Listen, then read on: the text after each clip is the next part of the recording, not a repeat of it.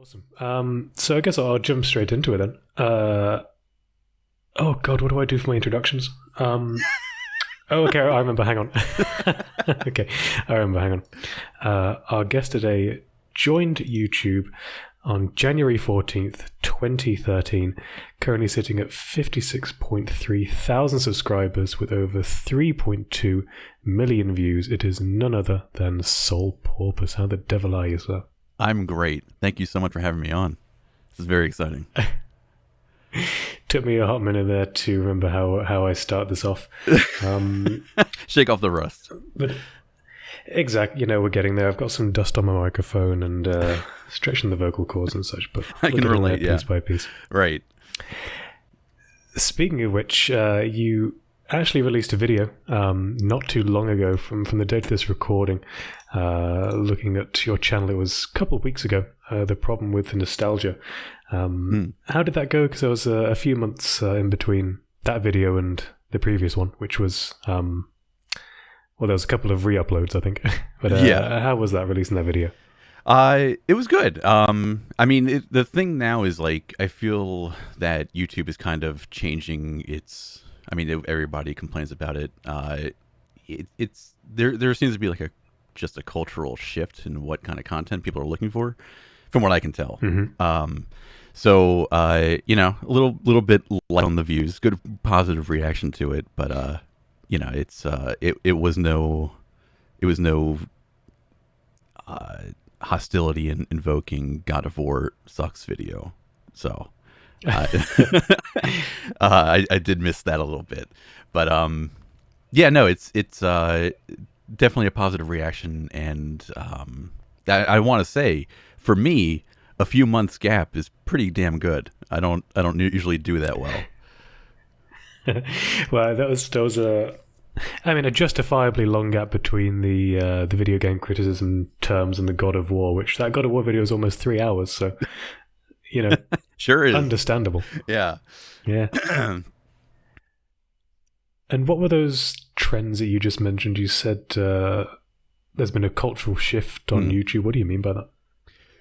So this is just kind of what I'm noticing myself, just because, when you take 2.5 years to upload a video, things kind of change from where you left them, and kind of keeping my pulse on, or keeping my finger on the pulse of like what kind of content I consume. It's sort of, I don't know, I think I've noticed that there just isn't that kind of content, that literary analysis content floating around that much anymore. Or at least it very well could be that YouTube's algorithm is hiding it because YouTube's horrible. So, yeah, there was some golden ages of Matthew Matosis and the guy who has a picture of a dragon, Joseph Anderson. That's the one, yeah. They were kind of big on the game. Noah Gladwell, Caldwell Gervais, sorry. I don't know if you ever watch him. He's been a pretty regular uploader, and he's always smashing out the park, that guy. Yeah, he's great. He's really something else. So, it's been a while since you've uploaded a video. You've come back to it, and YouTube has changed. One thing that has changed is that like and dislike button ratio. I wonder if you have any thoughts on that. I just really appreciate that I no longer have my feelings hurt for my God of War video anymore, because now no one can see that people don't like it. No, it's horrible. I think we all know, like, I am not a conspiratorial person, but I think it's pretty obvious that this is purely to benefit YouTube and their more mainstream content that people don't like, that's that they want to make mainstream, and it's not there to help small creators for sure. I still see the dislikes. I still know when people don't like the God of War video, but yeah, so it's not preventing anybody from bullying me, I think their answer was. So I know it's pointless and stupid and it should be over, but I'm not sure if you do know about this, but it's been a godsend to me. There is a Chrome plugin that you can just go ahead and move past that block. and you can see the dislikes again. Oh. It's great. I did not know that. I'm very curious to see that. Yeah, I'll send it to you. God of War. Yeah, please do this. I would love to see that.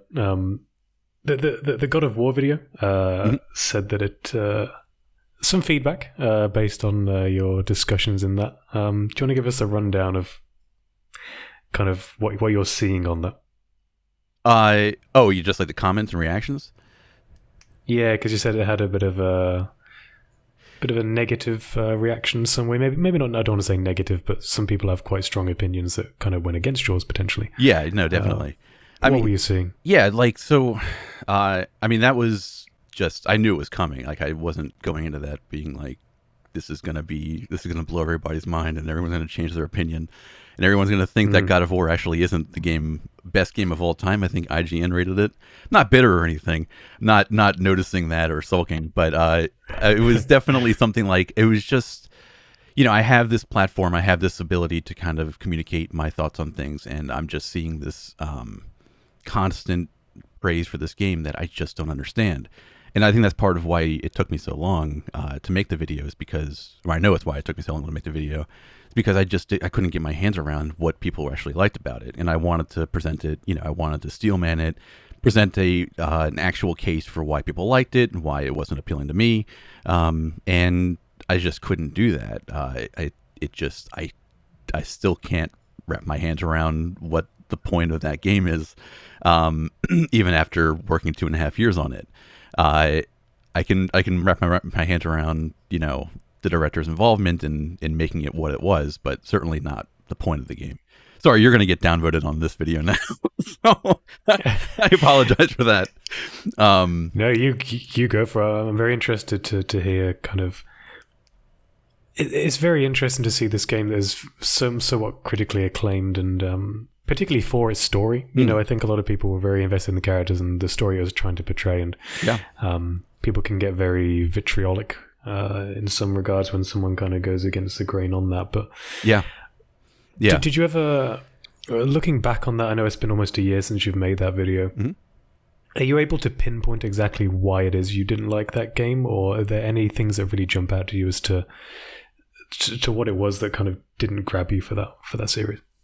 Well, it wasn't, for the record, it's not that I didn't like the game. I didn't like the story. It was a very, everybody kind of points this out, that this is kind of a homogenization of games right now. Especially the big AAA ones, is you have this, third person camera, and you have the talking, and you have the emotional story as the through line. It's not all that unique. So it in that sense, like, I already kind of wanted it to do something more than something like The Last of Us or Horizon Zero Dawn or whatever else. But I certainly, my thing is that I just could not figure out the emotional thread in it. And that's a real problem when you have things like The Last of Us that already exists and that the director is saying he wanted to emulate. Like, that's all stuff that it's already out there. It's already stuff that we've all experienced. It's a father-son story, just like The Last of Us is a father-daughter story. I wanted to at least understand why this needed to be made or why I needed to tell this story, and it just felt really derivative. And that's, I think, what was prohibiting me from, like, enjoying it, I think. And I'm going to throw my take on this one, if, throw a curveball on this. But please. I took something completely different away from that story. Maybe because it was very specific to me and how I connected with it. But one thing that the aspect of that God of War 2018 that really encapsulated me was not the story of the journey between father and son and how they grew together in some ways and evolved together. But for me, it was the overarching guidance of the mother, which I really connected with, because several years ago my mother passed away, or quite a long time ago, my mother passed away from cancer. Oh, no, it's fine. So for me, seeing these people going on a journey that was somewhat pre-described by the mother resonated with me. Not in the sense that it was a father-son journey, but more that there was guidance from the mother. If that makes sense. No, absolutely. I'm not sure I get that across. Absolutely. Yeah. I mean, it's literature. You should absolutely take away what you can take away from it, and if it means something to you, by all means, that's great. And I don't want to take that away from you by any means. Yeah. The thing is, that video would not exist if it weren't for Cory Barlog's big mouth. Because that dude can talk about all the things that he thinks he accomplished in that game, and I'm matching it up to what I'm seeing in the game, and it's just not there. So if that was what he explained, I would be like, oh, cool, that's a nice takeaway. But that seemed to be much less important to him than the father-son thing. So that's the angle that I went about it. Because again, I couldn't get my hands around it, so I went to the primary source himself to figure out what was trying to be communicated, which I rarely do, but in this case, I think it was required. And I think from what you discussed there is they kind of shoehorned Artemis into the story somewhat. I think it wasn't if he really had his way, then they wouldn't really included him. Well, they wanted to get rid of him like halfway through production or something along those lines, didn't they? Yeah, I think it was early on in production. Just so I'm being fair, because it was just like, and it was for scoping reasons. It wasn't for like this doesn't make sense. I don't know what you're trying to shoehorn in here. Like if anybody could explain that to Cory Barlog in the studio, I will give him $100 right now, because that would be amazing. But it really did seem like people were like, let's see how this works out. But it was the only reason it was discussed for why they were going to cut it was because just it was too big of a game already, and they had only so much time. It's all production stuff on AAA games. Well, we've got is it Ragnarok coming out? 2022 maybe. Well, later, sooner, who knows? God only knows. Yeah, right. But I'm excited for that. That's free content for me to make there. And different director, even though, and this is really my takeaway from that whole project was like, Cory Barlog is just a genius at marketing, and that's not a slight. I know it sounds like it, but he can sell his games like nobody's business. And they have a new director on it who seems very kind of press shy, and so they throw Cory Barlog out in front of the press now on Ragnarok, even though he had nothing to do with it. So it's interesting. I feel like there's going to be some interesting stuff in that Ragnarok. That is like a somewhat successful Peter Molyneux. Right. Yeah. Good God, did he drag me in? Oh God, was it Goddess? It sucked me in with that one. I thought, this looks good. This is the the next Dungeon Keeper, but did not turn out that way. I'm so sorry. I'm not familiar with that series too much, but I'm sorry for your loss there. Yeah, it's really not worth it. It was an original. I think it started on Steam and then moved to a mobile development, and that was the main focus. So you can kind of take that from what you think, as you will. That's a shame. Gambled, didn't pay off, but we all have my mistakes. Maybe it'll be back. Maybe.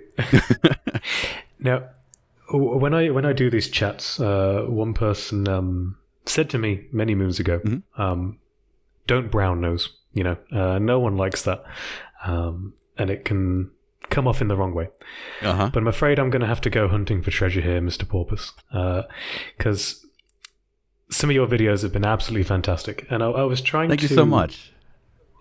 I really thought about this. I was trying to think, how can I encapsulate what makes the content that you produce stand out so much above so many other people on YouTube? Candidly, like there's something really different about what you do. And God, thank you. The way I tried to summarize it was that rather than somebody taking a video game that they, a lot of the people who do these videos, their first passion is games, which is, completely understandable with all the stuff that's happening here. They would take a game and try to fit the inspirations and references and underlying tones to it. But I think you do it the other way around. You find the fundamental truth and the purpose and the soul of what somebody is trying to create and how that was transformed into a game.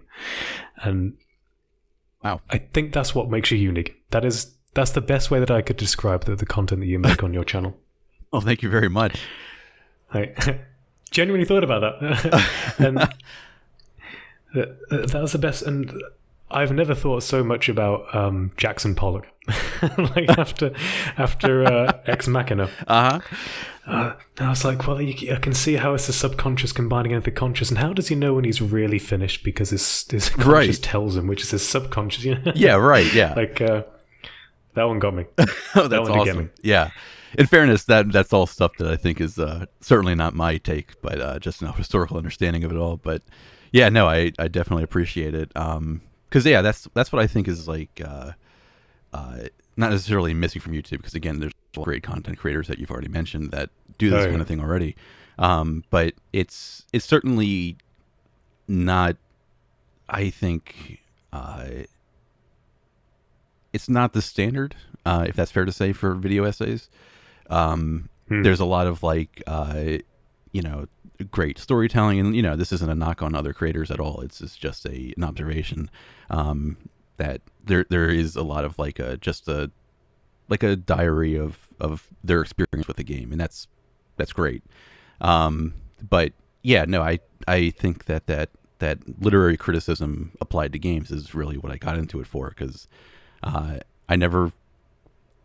was never something that I understood was like a given, even though I was kind of doing this my whole life, just realizing that, that games are just like any other art form, and they're presenting to you this emotional takeaway through the mechanics. And that should be mind-blowing, but because I kind of grew up with it, it was just like, oh yeah, that's what it's doing.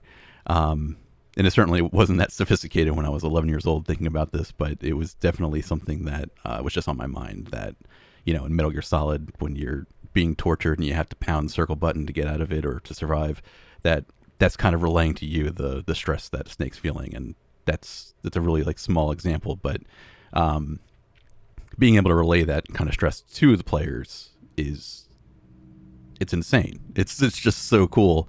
And it's the thing that I think games are capable of, and it definitely is acknowledged as important, but I don't know if it like the power of it is really captured in a lot of the content out there, and that's what I wanted to bring to YouTube. And I think you put it better than I did. That literary analysis is exactly what you do. And you mentioned Metal Gear Solid. Do you have any plans for that as a series? It's probably a pretty big undertaking, but maybe it's on the back burner. Absolutely not. So my third video, I tried to make a video on Metal Gear Solid, because the third is probably one of the top 5 most important games to me. And I really wanted to speak to it, and then I tried to do it, and I just realized that the more I got into it, the less I understood.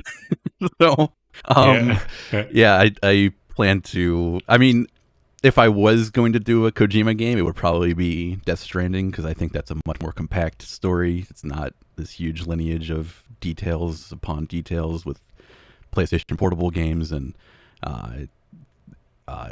all these branching paths that have nothing to do with the character and stuff. Like, it's a much more tight, compact story, and Kojima doesn't usually do that. So I'll start with that if I start with anything. I couldn't get into Death Stranding. I'm a very big Kojima fan, like all the Metal Gear games except the zombie one. Played them all, love it. I mean, I've actually got a tattoo of D-Dog Is that right? So, That's awesome. I think it's pretty rad. He's playing a video game with a Grim Reaper. Oh my god, that's awesome. It's my only one for now. But so I do like Metal Gear Solid. But Death Stranding, just I don't know if it was the gameplay. I tried. I could see what he was going for. The world seemed super interesting, and I was very interested in the lore and the story and to see where it was going. But I just couldn't face to deliver the boxes. I couldn't do it.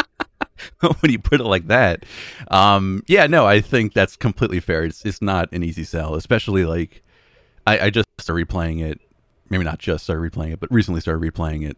And that first 3 hours of just cutscene after cutscene is just agonizing. But I think that's perfectly respectable. It's definitely not the traditional gameplay that I was expecting, or even after like kind of making my expectations pretty low.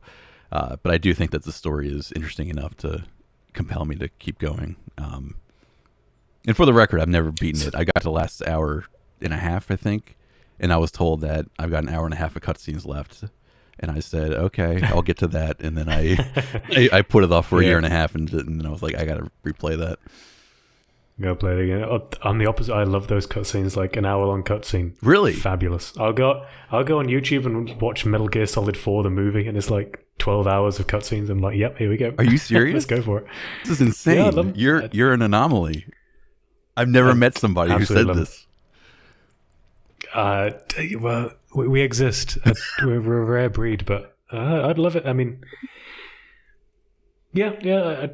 I can't give justification to it because I just genuinely enjoy it.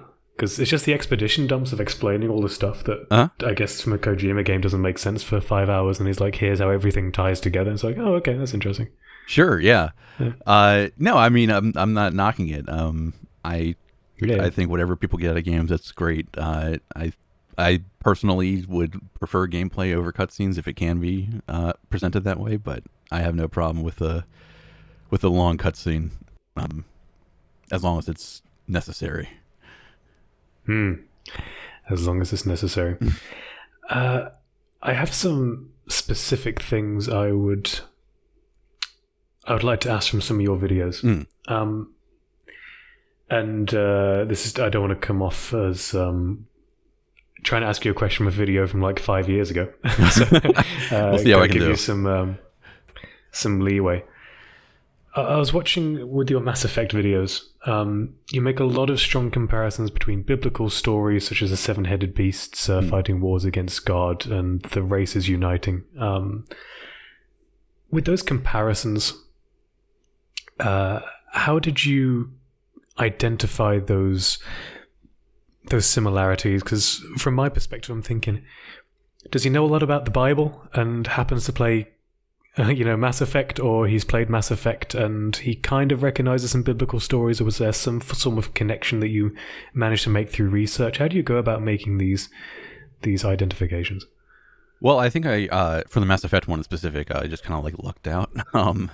I was in college at the time that Mass Effect 3 came out, and I was kind of figuring out that English as a major was the one I needed to be into.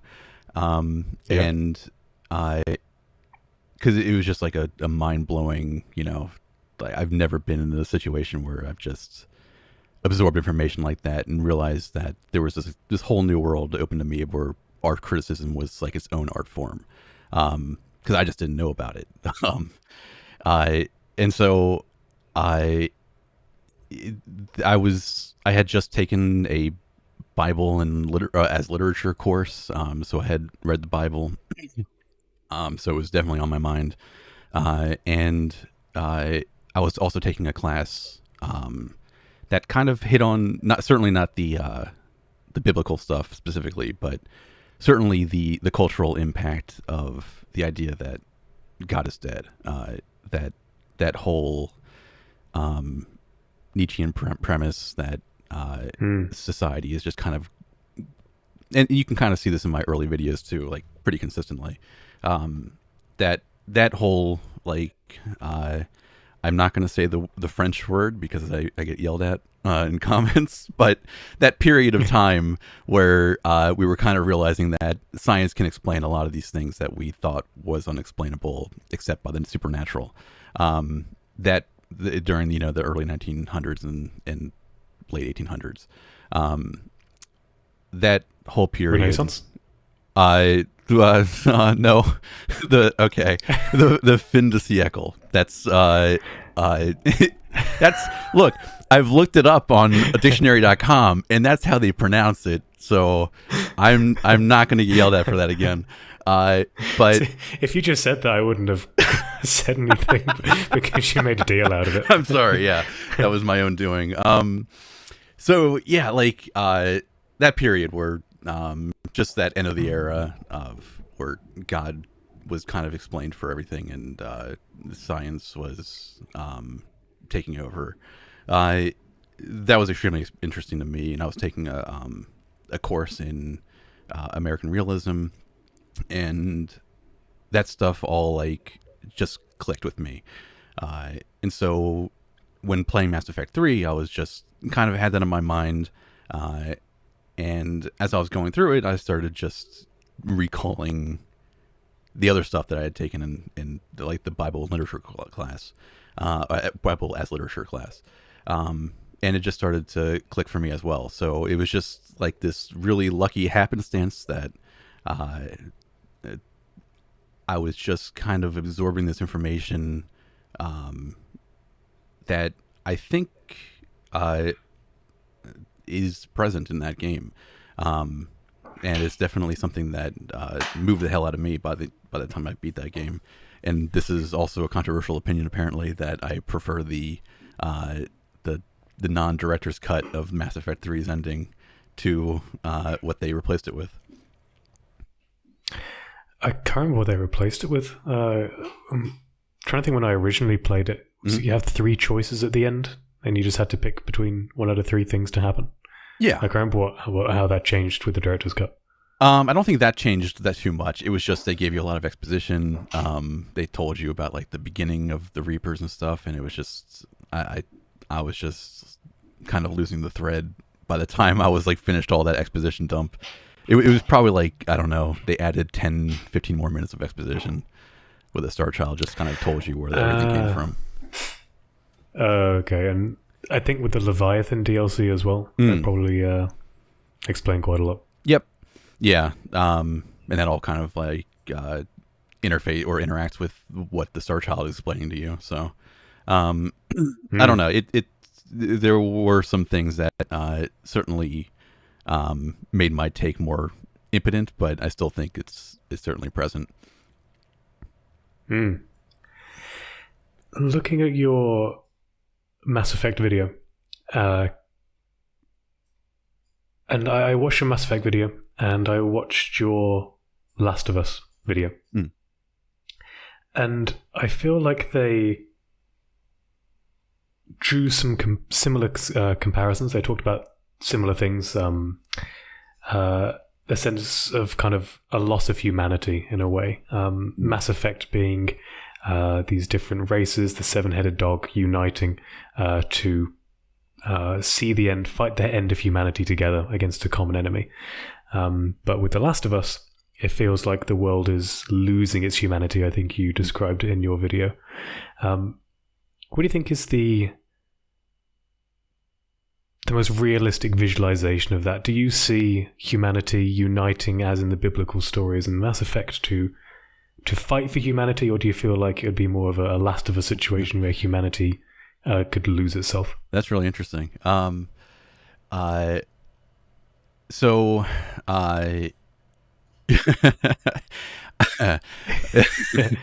prepared, don't you worry.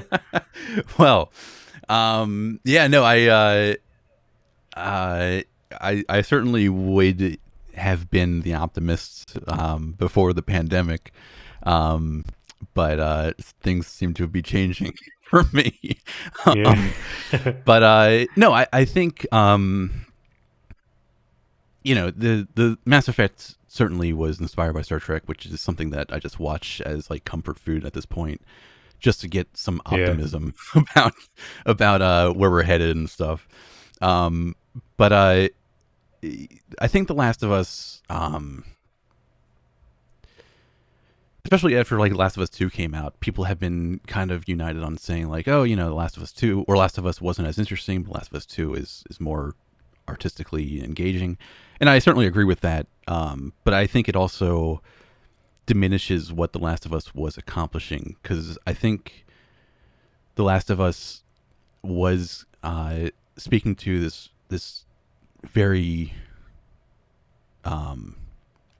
important and kind of depressing realization that the individual is kind of being swallowed right now. Like that's something that I think we're all facing, whether we realize it or not.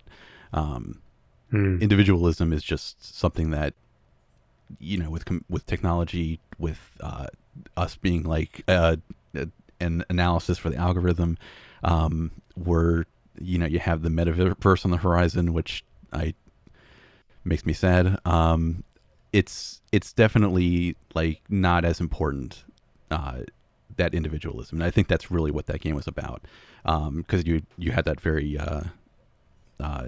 clear contrast between utilitarianism and individualism, and so I think in Mass Effect, like, I mean, that's a really interesting comparison. I certainly had not thought about that I went straight from that to Last of Us, but it's definitely a romanticized version of humanity, because it very much is a product of Star Trek. It is very much this hopeful post World War II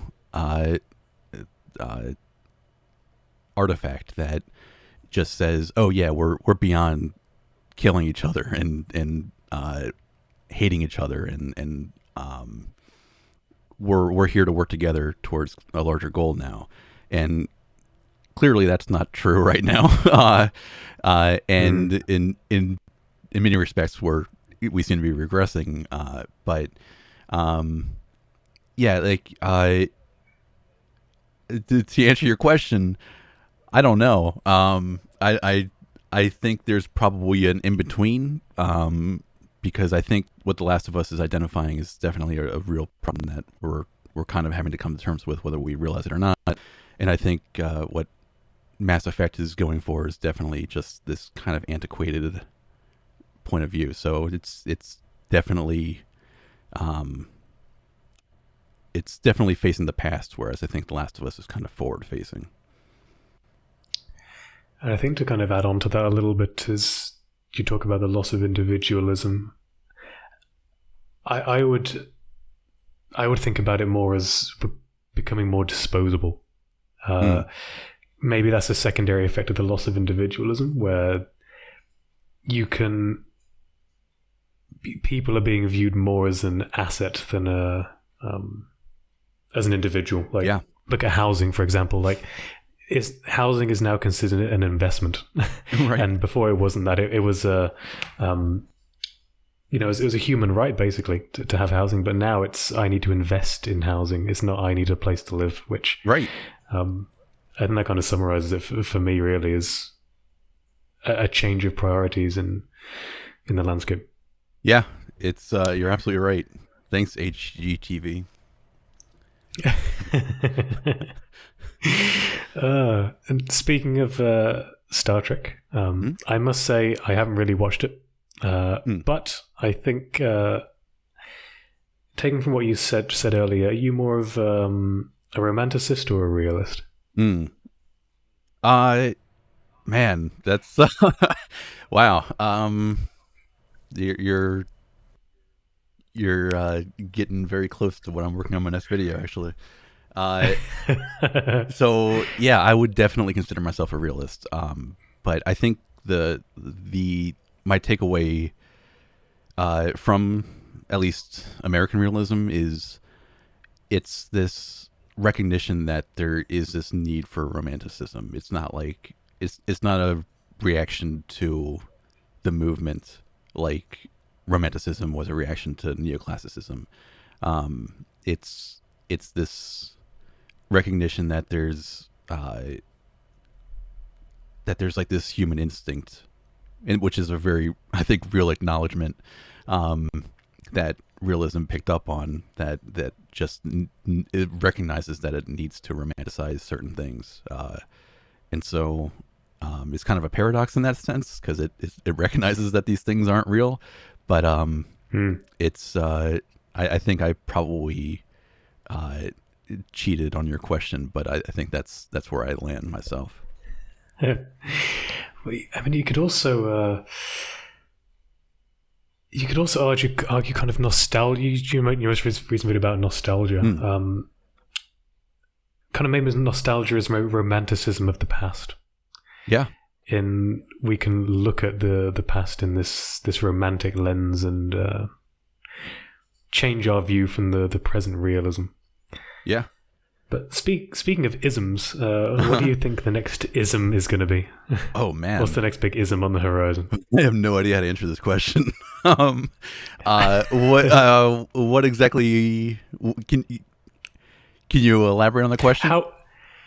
How would somebody,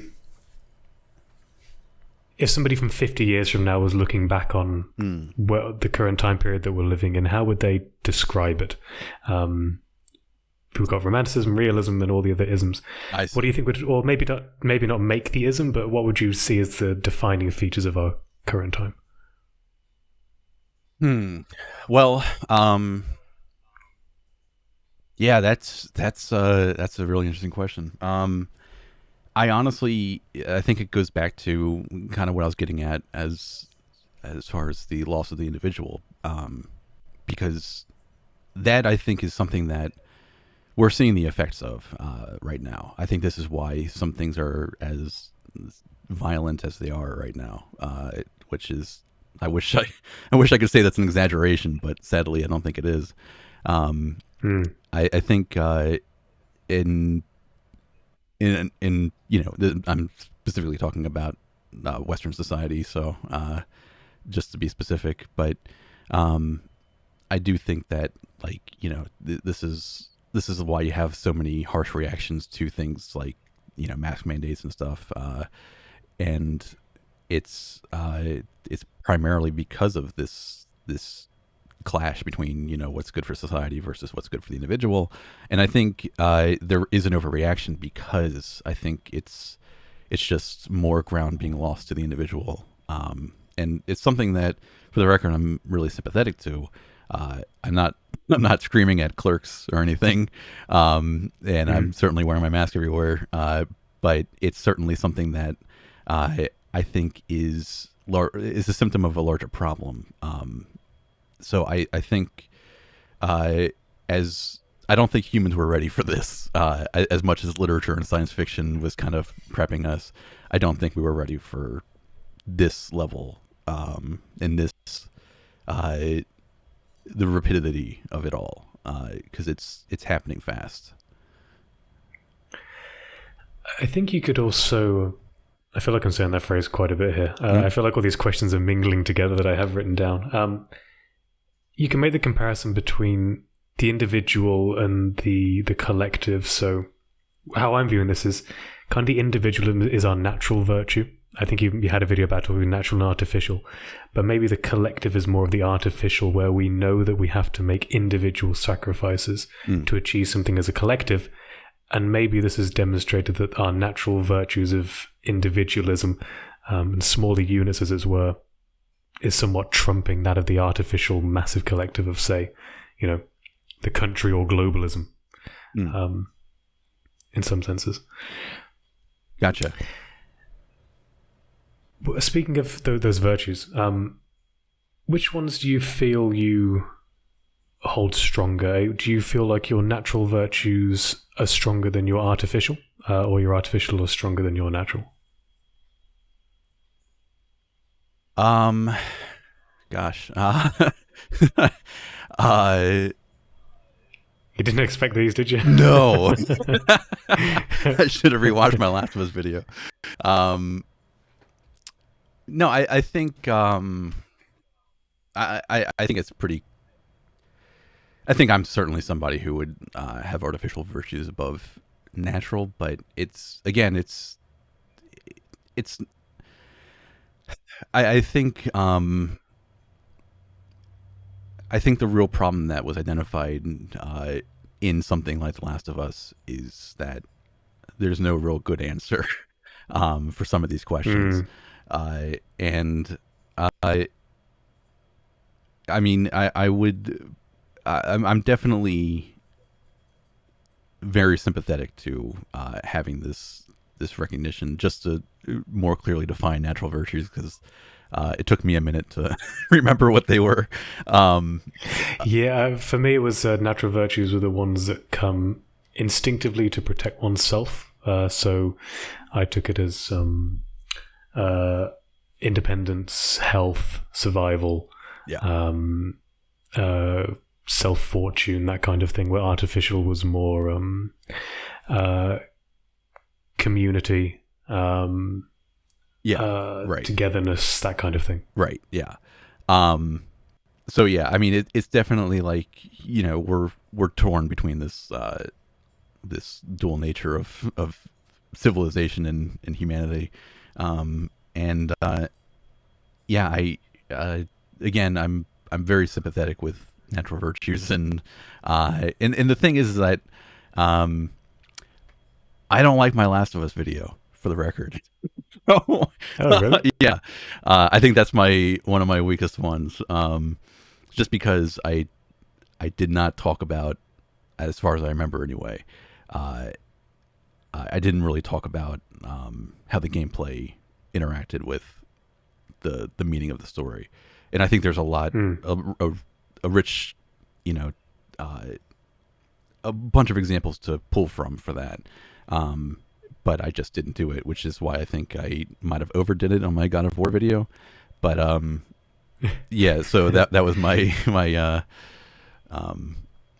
my apology letter to myself, I guess. But yeah, so I mean, it's just to answer your question, like, it's just I think there are two important sides on each of them, on both ends of the spectrum, and I think there's a balance, just like what I was kind of answering about my whether I'm a realist or romanticist. I think there's value in both, and I don't want to say like, oh, I only value one or the other. There's a mixture of both that's important. And adding on to The Last of Us, your Last of Us Left Behind video,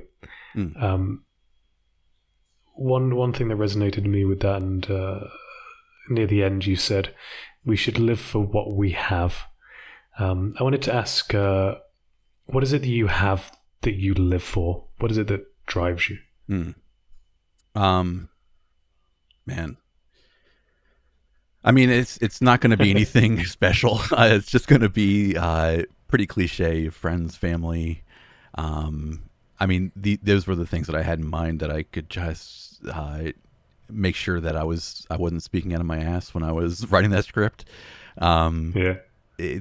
You know, those are the things that, and especially as I get older, it's very clear that that's what's important to me.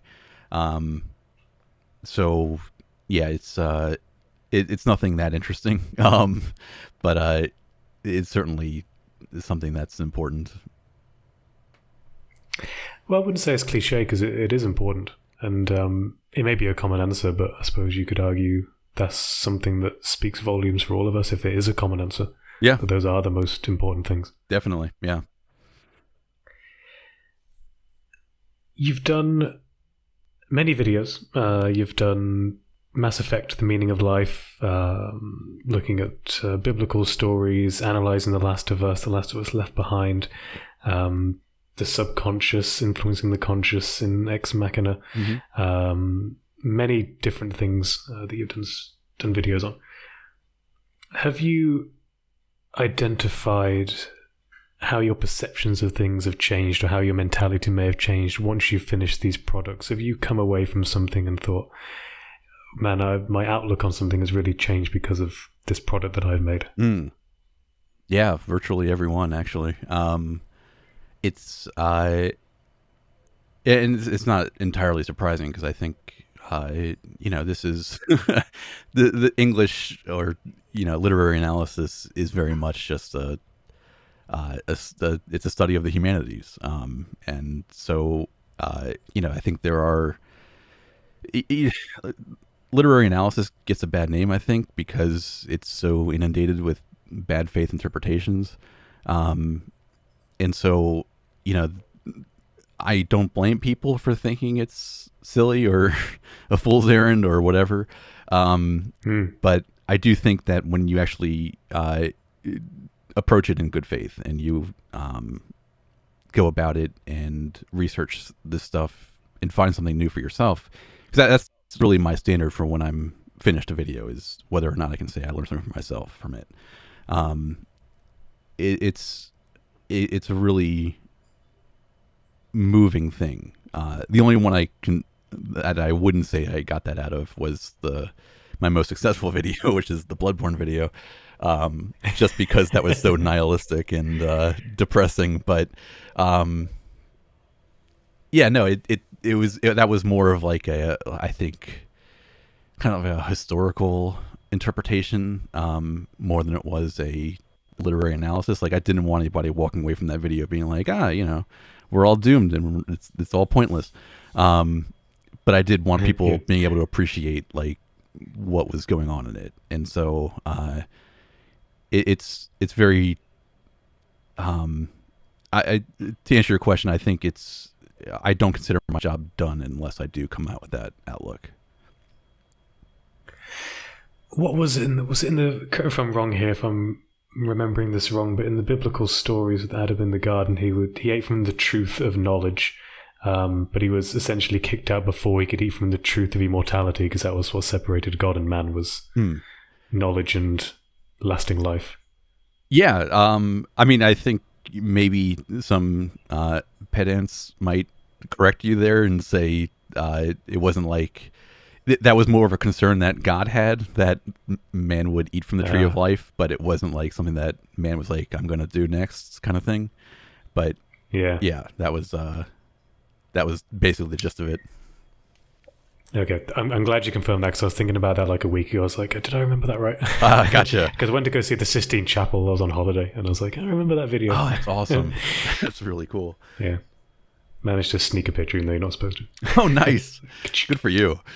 Yeah, no, I definitely really want to do that, even though I'm like the least religious person out there. It just seems like a really important thing to do, is just see these old places of worship. I mean, is it a moving thing? It was free, and you could sit down. No, it was it was very good. Okay. It's definitely worth it. And if you do go, let me know. I've got some. Okay, right. It was free, but also I have found podcasts online that allow me to circumvent the €6 that people ask you to pay for an audio guide, and it's just like an actual guided tour. So if you do go, let me know. I'll send that your way, because there's a lot of the story of the entire room that painting is in is very, very interesting. Very cool. Yeah, definitely worth it. But the queues are long, so they move fast, but they're long. Yeah, too many people sitting down. You're not moving it. Oh, God. Dear me. So you've done several videos on Mass Effect. Well, there's several installments in the Mass Effect series, I should say. What are you expecting from the next one? Nothing. The next installment? Absolutely nothing. Okay. Nothing of meaning. I mean, I would be really, really surprised if it is good. Like, I will give anything a chance. As I think people know who are watch my stream and stuff, that I am infuriatingly open to new media, but it is not something that I have high hopes for. And it's not because of Andromeda, really, but although that is a part of it. But it just seems to me that unfortunately it just doesn't seem it doesn't seem relevant enough for today at this point. Like nobody is thinking about the future of humanity space travel right now. Or I'm sure certain people are. And we have had some recent developments as far as like science goes in space, which is awesome, but I just don't think that people are like have an appetite for that. There are problems right now are too immediate, and there's no room for that kind of it's just too old-fashioned again. That's my prediction, and I just don't see it being anything more than just trying to remake the first three, and I don't think that can be done right now. What do you think is the next big thing? Space travel's out. I don't think zombies. I can't deal with zombies or anything. Is it vampires? I don't know what's gonna. Any ideas? As far as like a cultural antagonist, yeah. What's going to be in Yeah, definitely not zombies. I have no idea how Dying Light 2 is going to go. But I know I see zombies on that. And I'm just like, I don't know if anyone cares about that anymore. Yeah. But yeah, I don't. That's a really interesting question. God, I don't know. I don't know. I'm at a loss. Maybe something mythical? No, well, perhaps. It depends on like if it's like a Deus Ex kind of mythical. Perhaps I would imagine computers are probably going to be the biggest antagonists coming up. Biggest big one. That's my prediction anyway. Because again, I do think that realization that's kind of swallowing up our individuality is what's creating a lot of anxiety right now. And I think it's only going to get worse. Yeah. And with Horizon, I was so annoyed, and I was like, oh my god, her name is Alloy. That is ridiculous. Like, I had the same reaction. So I didn't make the connection at all. It was like such a stupidly obvious. Wait, what's the connection? Doesn't alloy, isn't that definition of a mix of metals? Like yeah. And yeah, so I mean, I could be wrong from remembering the game wrong here, but wasn't she part robot? I never finished it, so that might be a spoiler for me. But shit. No, it's fine. The fact that I never finished it should probably speak volumes to the fact that I never was. So I could be wrong. I think that was something that had because I think she was a mix between human and interesting, like dinosaur robot or something like that. And alloy is a mix of metals. So okay. I don't know. I was just annoyed that her name was Alloy to begin with. It just seemed very on the nose. Just what? Yeah. Well, I mean, to be fair, Death Stranding, you've got Jack Bridges and Dead Man, and it's horrible. Kojima is not known for subtlety, in fairness. So I don't know. I guess he gets grandfathered into my low expectations. Yeah. Oh god. What was your 8-bit Christmas present? Yeah, man. A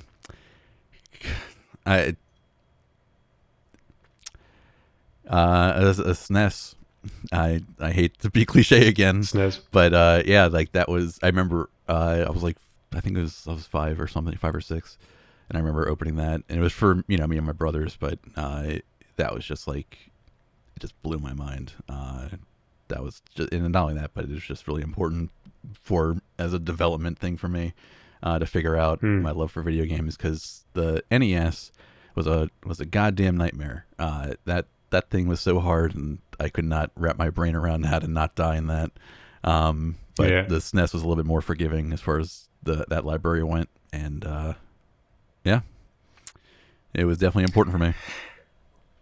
SNES, yeah, mine was the. Don't know if this is telling of our age, but for me, for the Xbox 360. Mostly because I was old enough to appreciate how difficult it was to get, because it was very hard to get that console. Right, so actually having one, on Christmas Day meant a lot.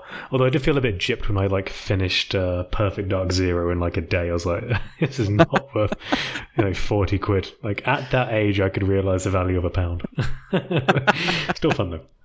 Gotcha. Took me ages to get a HD TV as well. For so long, I played on a VGA port connector into a monitor. Oh wow! And I was thinking, this looks awesome. And then I went to a friend's house and he had one in a like HD at the time. Was still a new thing. Yeah, right. And I was like, oh my god, what have I been playing? And man, yeah, right. Saved up a lot of money to get a TV on that one. Gotcha. Worked my ass off. No, that you're bringing back all these kinds of memories that I used to play on a CRT myself on my PS3. Wow. Yeah. On the PS3. I had a PS3 that I bought off like secondhand off a website. It wasn't eBay, it was something similar, but not eBay. And I should have been concerned where it came from when the guy I bought it off showed up. Whitest guy you've ever met, like, British, all right, mate, how's it going? Just covered in tats kind of stuff. And started playing it and testing it. All worked fine, but the X and the circle were swapped. So to confirm was circle. Oh my god! X was cancel. I was like, this is really weird. And he's like, oh, you can change it in the settings or whatever. And did some reading, and apparently that only happens on Asian consoles. Interesting. So I have a feeling he nicked it off a Chinaman. Yeah, right. I bought it off. So, that was my memory of my PS3. Was pretty sure I bought a nicked one. That's really interesting. I had no idea there was a black market on PS3s. I think it was just someone nicking stuff from somebody's house. Gotcha. I mean, to be fair, I was like 13. I didn't realize what was happening.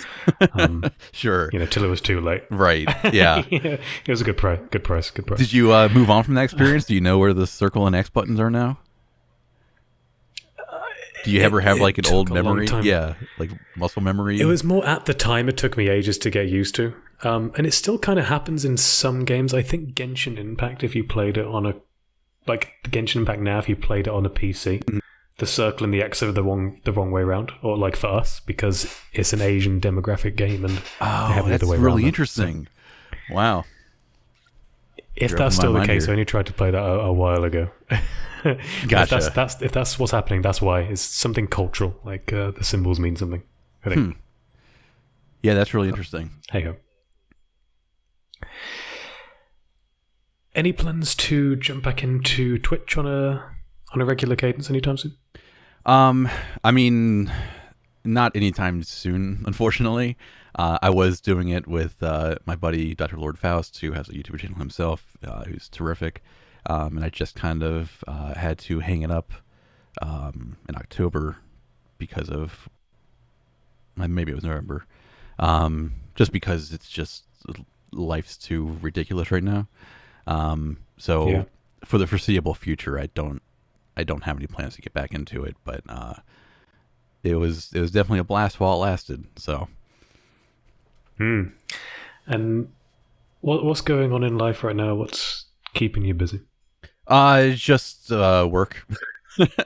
I think as you know, like I had to give you a very late confirmation for this because it's just one of my days that I thought I was going to get off, that I fortunately did get off, wasn't guaranteed in the end. So it's just very busy, and I just can't.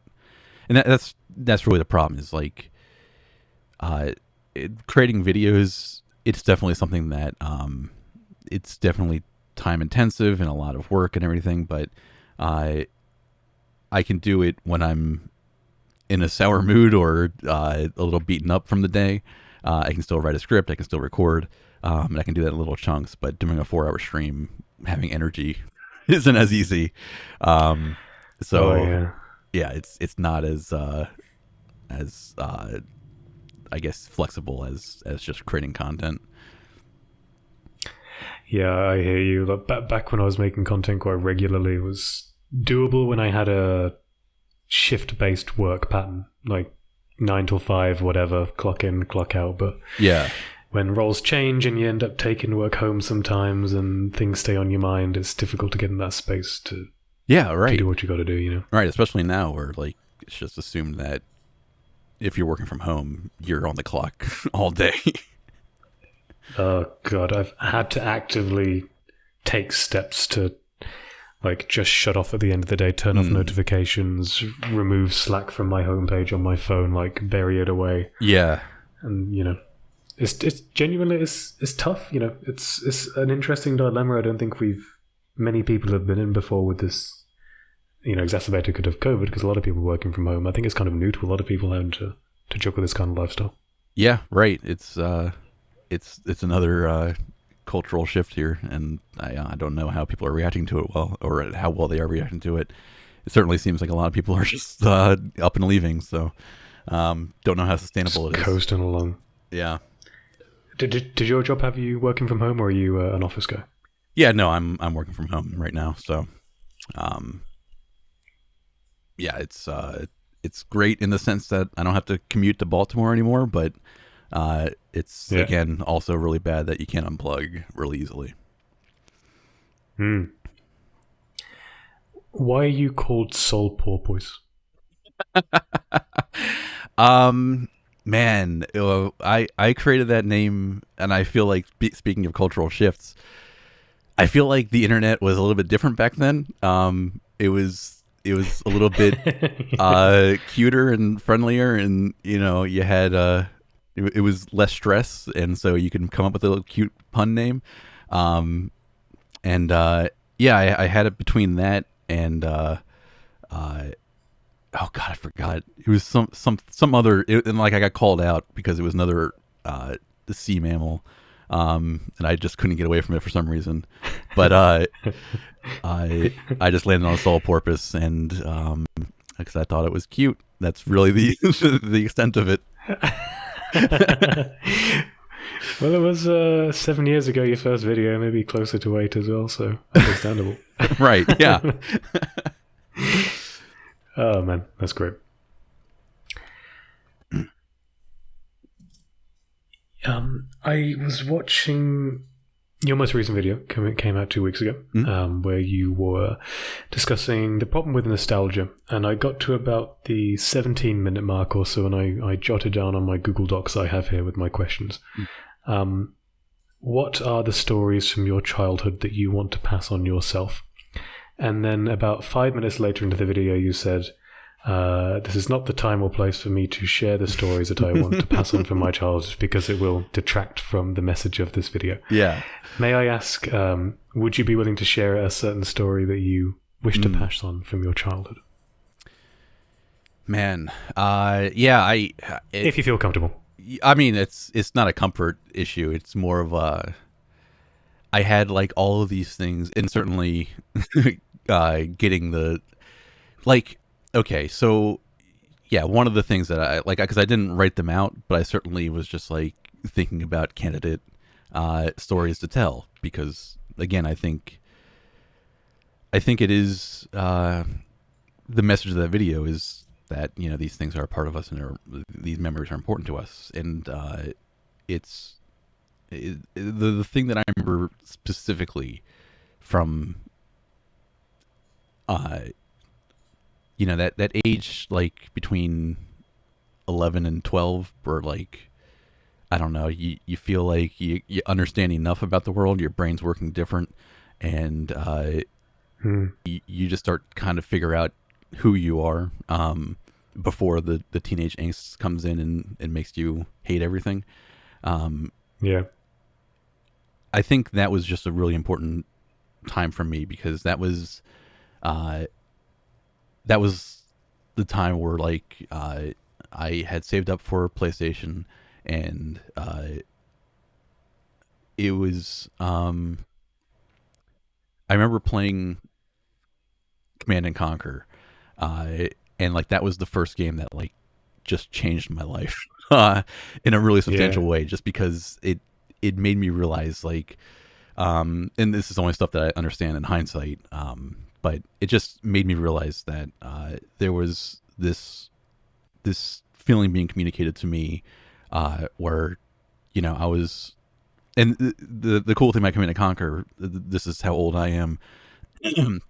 Before there was online play, you had to have a goddamn link cable and a separate TV, and if you wanted to play multiplayer, and so I had to lug my television downstairs to my brother's room and my PlayStation, and we would take the link cable and hook up our PlayStations to each other, and we would play against each other, and it was just like the most insane thing to me, and it was just a really important thing to me, just because that game was very much communicating, this idea that if you strategize well enough, that you can win, that you're pretty evenly matched. I'm not going to get into the balance of Command & Conquer Red Alert here because I don't know anything about it, but I'm sure people are correcting me right now in the comments.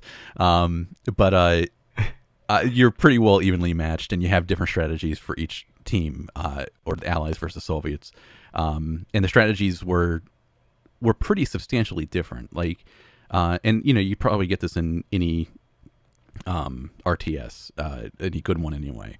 I'm sure you can say the same thing about StarCraft, which I know very little about. But that idea that you have these different play styles, and the way that you take advantage of them determines whether or not you win or lose. That was just it blew my mind beyond anything. It was the coolest thing for me, and it was, again, very clearly communicating this emotion that I had never felt before, and it's something that I probably the most life-changing part of my experience with video games, I think.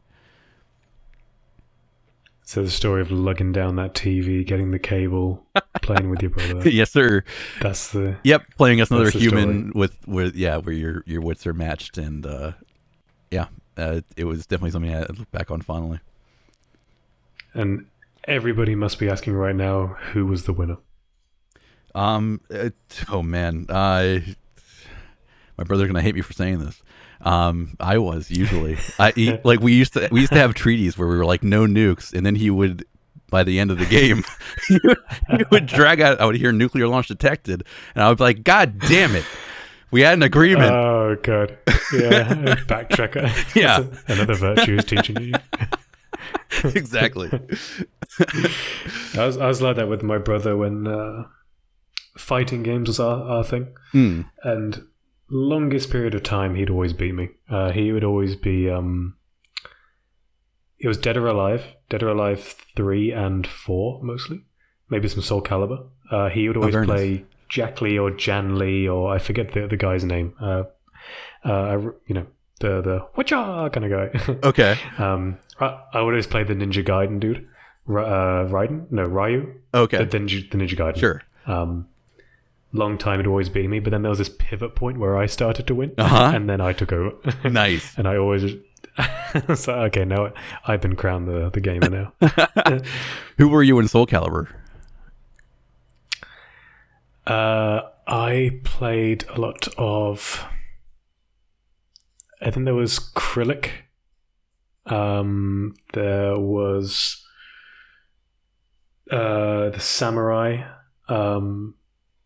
Yoshimitsu as well, I think. Voldo, just because he's super weird. Yeah. Bit of a mix. Soul Calibur was more varied, but Dead or Alive, we had our characters that we gotcha. we really stuck to. Yeah, no, that's the problem with fighting games. Is like I really appreciate the culture around it, and I know almost nothing about it. My only games that I've played are Smash and Soul Calibur, and I just it's such a deep culture. Like, people who like them love them to death, and I just appreciate that. So I can't speak to Dead or Alive, unfortunately. There is a community out there, and I remember I tried to really get into Street Fighter 4 or Street Fighter 5, like the Xbox 360 one. I think it's Street Fighter 5. Uh-huh. When that came out, I just remember getting pissed off. I was like, I don't know why I'm playing this. Like, this is just frustrating, so I just quit. Same with Alien Isolation. I was like, I'm petrified right now. Why am I doing this? And just turned it off and returned it. I completely appreciate that. Yeah. Have you beaten it yet? I have not. I think it was free on the Epic Game Store and I downloaded it, but it is nowhere near the top of the pile of things to play. Gotcha, yeah. Yeah, no, the same thing for me. Like that game, I mean, I'm never... if you've ever seen my streams, you'll know that like I'm not good with horror games. But that one specific, like I could not get very far. I definitely need a wingman to help me coach me through that. Best horror game though, Condemned Criminal Origins, and I'll stand by that for a long time. Condemned Criminal Origins? I've never heard of this. Oh man, okay, right. You can get it on Steam. It's a PC only. I've got the disc at home, but it doesn't work anymore. Okay. And my laptop doesn't have a disc drive. I kind of past that age. But it is a horror based on, you're a crime scene investigator, and the enemies are kind of like drugged up homeless dudes and junkies, and you use like 2x4s and bats and pipes as weapons, and you got limited ammo even though you got a gun as a cop, and that is a really, really good one. If you like horror, that's the best horror game I've ever played, is Condemned. Wow. Okay. That's awesome. I love how this, like, I didn't even know this existed, and I just found out a new game that I'm going to play. It's going to look dated. It is an old game. Sure. But it is the best horror game ever, hands down. Okay. All right. In my opinion. I've got one more question to round this off. To finish this off, Mr. Porpoise, Soul. I don't know how you prefer to be addressed. And it's a bit of a selfish one. Okay. I must admit. When we were chatting to organize this little chat that we're having today, you said to me, I think you do really important work, and I wanted to ask, what is it that you meant by that? I'm very, very curious. That was actually a departing question that I had for you, because I think, I mean, it's okay. So, let me just start with this. You know, getting into video essays and doing literary analysis on games, you certainly do meet a bunch of talented people who are all in the same, have the kind of the same mission statement as you, and so a lot of us are hoping beyond hope that there's like a renaissance of video essays that comes up in 100 years, where people are like, hey, look at this art criticism that was kind of overlooked but is super important. It's probably in its own way a lost cause, but it's fun to imagine. But knowing that, or seeing that the kind of content that you're making is one of the, it's something I just would not think of, and because you're pretty consistently interviewing video essayists, right? Am I mistaken on that, on your catalog? No, that's pretty much right. Yeah. And so I just think that as far as art preservation and posterity, it seems to me and people who I think share this mission statement that this is something that's really important. So I'm wondering, what made you think of this? Oh Lord, for me, I didn't delve. Starting off, it wasn't as a mission for preservation of literature and media and the people behind what they do. It's kind of more basic than that. Initially, when I started this, it was more, I feel like I'm a pretty good people person. You know, I get on well with people, and I can put the due diligence in to make these short snippets of time quite meaningful. And it's something I enjoy a lot, and I spend a lot of time watching these video essays and going, I agree with that, I disagree with that. I wonder what they're thinking. And it was a creative outlet for me in a way. It was a way for me to take what I like and kind of make something of it. Maybe not to the extent that, say, yourself and other video essayists do, because that takes so much dedication for you guys to get like a single video out, like so much work. It's crazy. But for me, I was trying to find a creative outlet of something that I feel like I'm quite good at. Awesome. Yeah, no, and for the record, I think you are terrific at it, and I think you ask really just interesting questions in general. So I appreciate you inviting me on. too kind, but I guess if you want to, I could round off with an Adam Egert question. Where do you get your ideas from?